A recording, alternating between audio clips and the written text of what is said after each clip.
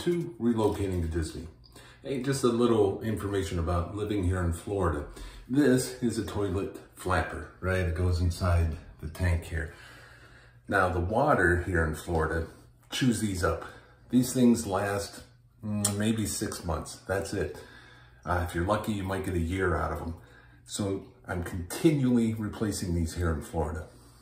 That's just something you have to come to expect moving to Florida.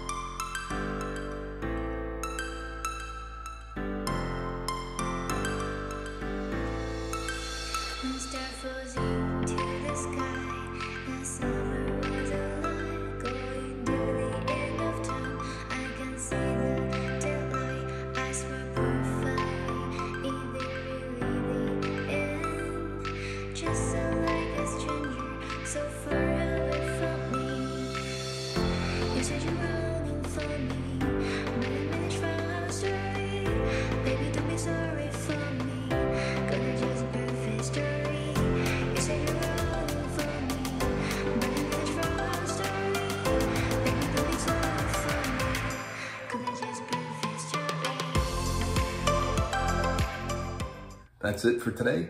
Thank you for watching.